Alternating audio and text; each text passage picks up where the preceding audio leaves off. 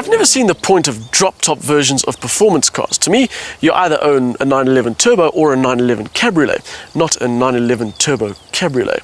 But this being the capitalist world that it is, I understand that manufacturers need to make money, so the more models they have, the more they can sell. My biggest gripe with topless performance cars is a thing called scuttle shake.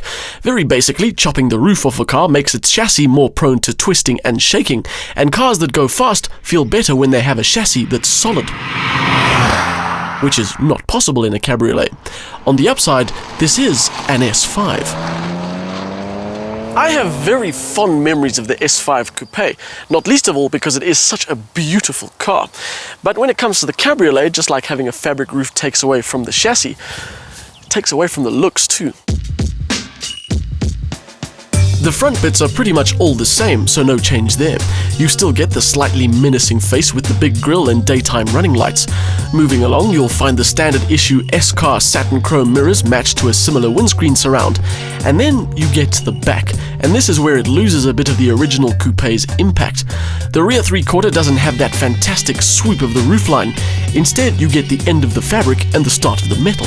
It's not horrible or anything, it's just not nearly as nice as the hardtop version.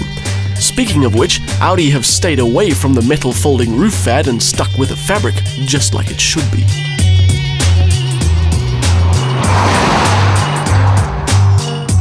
The interior is pretty much the same as the Coupe as well, where the carbon fiber bits and the bucket seats tell you that you just might be driving something special. That, together with Audi's brilliant build quality and long list of toys, makes for an interior that's just marvelous. Yes, the interior is marvelous. Until you start rolling, that is. With the roof up, the S5 Cabriolet has the inevitable rattles and shakes. I suppose it's the price you pay for being able to drop the top and pose your way around town. But still, 700,000 Rand is a lot of money to pay for a car that sometimes doesn't feel bolted together properly.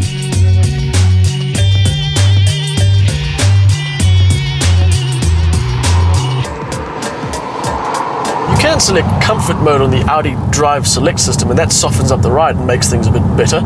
But on a less than perfect road, you'll still feel the steering wheel rattle in your hand and see the mirror shake about the place. And then there's the engine, which on paper is slightly disappointing. This is not a V8 like the last S5 I drove, and in all honesty, the V8 was a large part of what I enjoyed about that car.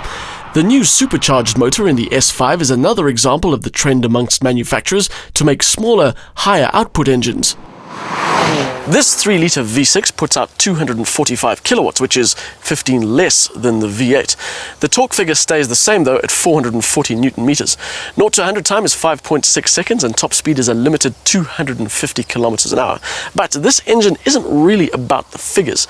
It's about making this car a supreme drive. For starters, there's the sound. Ordinarily, a fabric roof is designed to keep as much noise out as possible, but in the S5 the noise is so good you'll want to keep the roof off as much as possible. And this car doesn't want to cruise or ponce about along the beachfront, it wants to drive. Find yourself an empty road, drop the top, put it into dynamic mode and floor it. There's absolutely zero delay in the power delivery and it just keeps piling on. The Quattro all-wheel drive gives you tons of grip and miraculously, when you really start pushing on, this car just shrinks about you and solidifies and all those rattles and squeaks just disappear. The 7-speed S-Tronic gearbox behaves a lot better than it does in the A5 Sportback we drove recently. Just like the motor, there's no interruption in power and it is super smooth. Even in its softer suspension mode, the S5 Cabriolet grips and turns like it's on rails, and just always feels amazingly capable. There is a downside to all this fun though. After driving in what could best be described as a combination of traffic conditions and with varying levels of accelerator input, the best fuel consumption figure we managed was in the low 16 litres per 100 range. Audi may have built a car that's got the appeal of a cruiser, but the S5 Cabriolet is an out-and-out driving machine. I still have my misgivings about drop-top performance cars, but that is top of my list.